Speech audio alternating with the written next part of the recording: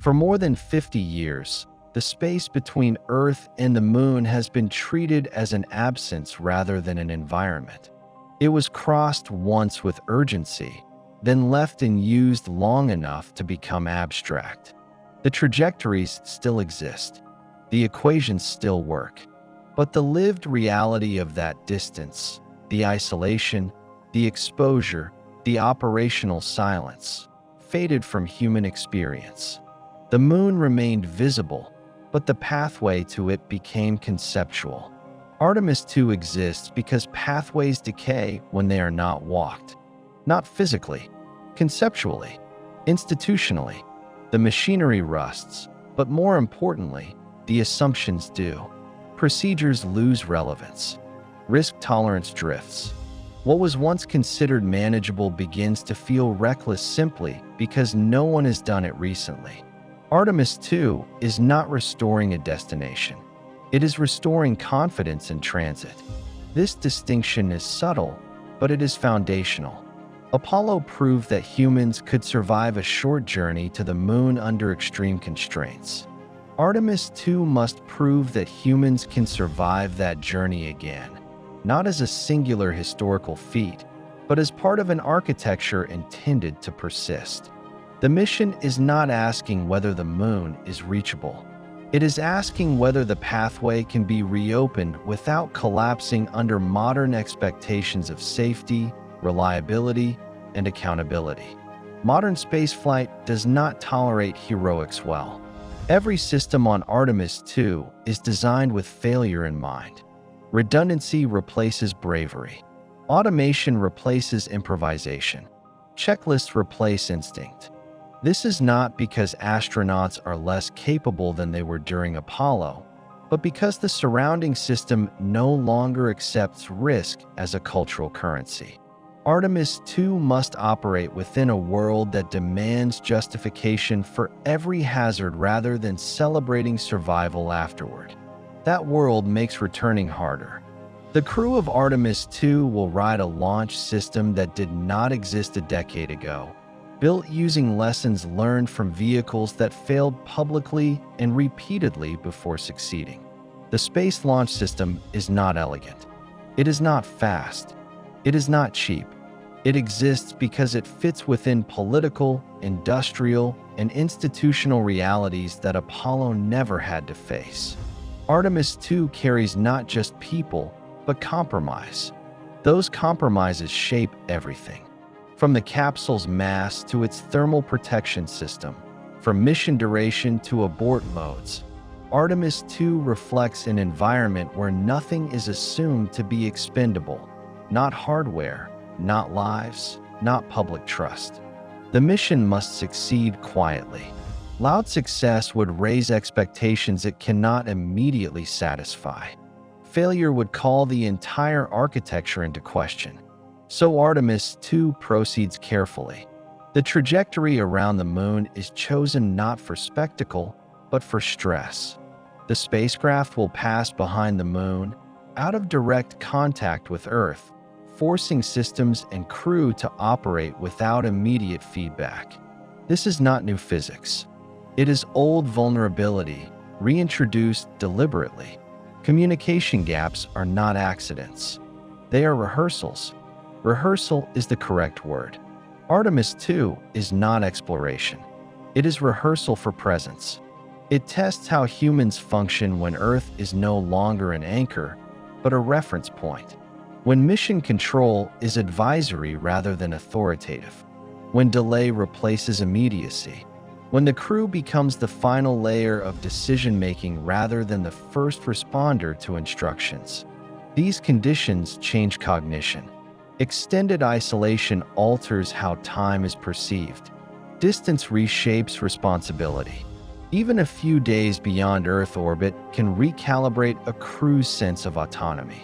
Artemis II is as much a psychological mission as it is a technical one, though its outcomes will be reported in telemetry rather than emotion. The spacecraft's life support systems are central to this test. Apollo's systems were designed to last just long enough.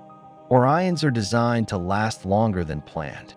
Consumables, recycling loops, and fault tolerance are evaluated not for peak performance, but for degradation over time.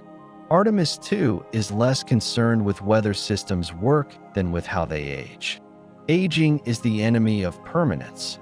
Every future mission depends on understanding how systems behave not at launch, but near the end of their margins. Artemis 2 deliberately approaches those margins without crossing them. It is a controlled exposure to uncertainty, conducted far enough from Earth that recovery would be difficult, but not impossible. That balance is intentional. Too close, and nothing meaningful is learned. Too far, and failure becomes unacceptable. Artemis 2 sits precisely in that uncomfortable middle space, distant enough to matter, close enough to survive. The moon itself plays a passive role in this mission. It is not the objective. It is the reference. Its gravity bends the trajectory. Its mass creates silence. Its presence marks a return to deep space operations without demanding commitment yet. Artemis 2 uses the moon the way a sailor uses a coastline, not as a destination, but as a boundary that defines open water. This metaphor is not accidental. Once Artemis 2 flies, the ocean between Earth and Moon stops being theoretical again. It becomes navigable. Charts are updated. Hazards are reclassified. Confidence returns unevenly, but it returns. The path does not need to be rediscovered, only remembered. Remembering is harder than discovering. Apollo's knowledge base fragmented when the program ended. Documentation survived, but intuition did not. Artemis 2 rebuilds intuition slowly, by doing rather than describing. Engineers learn which simulations matter and which do not. Astronauts learn which procedures feel artificial once Earth is far away. Mission controllers learn how much autonomy they can actually relinquish. These lessons cannot be rushed. Artemis 2 also exists in a world where the moon is no longer empty in human planning. Robotic missions operate continuously. International partners pursue parallel goals. Commercial interests orbit nearby. The mission does not reintroduce humans to an untouched environment. It inserts them into an already active one. This matters politically and operationally. Human missions no longer define the entire narrative of spaceflight. Artemis 2 must coexist with other timelines, priorities, and stakeholders. Its success is measured not by exclusivity, but by interoperability. It must fit within a broader ecosystem without destabilizing it. That ecosystem expects continuity. If Artemis 2 were framed as a one-off, it would fail regardless of outcome. Its meaning depends on what follows. The mission only makes sense if it leads somewhere, not immediately, but inevitably. It is a bridge whose value lies in how often it is crossed afterward. This is why Artemis 2 avoids spectacle. It is intentionally restrained. It does not chase records. It does not attempt novelty for its own sake. It performs necessary actions under non-ideal conditions and returns. That restraint is not lack of ambition. It is discipline. Discipline is what permanence requires. When the crew returns to Earth, much will appear unchanged. Gravity will feel familiar again. Communication delays will vanish. Systems will shut down cleanly. From the outside, it may look like a loop closed neatly. It is not. What Artemis 2 actually creates is asymmetry. Humans will once again have first-hand experience of operating beyond Earth orbit, and the rest of humanity will not. That gap will shape future planning quietly. Decisions will be influenced by people who remember what it feels like to be that far away. Memory reintroduces credibility. Once that credibility exists, arguments against going farther must work harder. Absence becomes a choice again rather than a default. Artemis 2 does not force the future forward.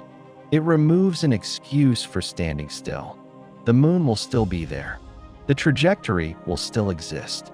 The difference is that the path will have been walked recently enough to feel real, and paths that feel real invite reuse. Artemis 2 does not promise permanence, but it makes permanence imaginable again.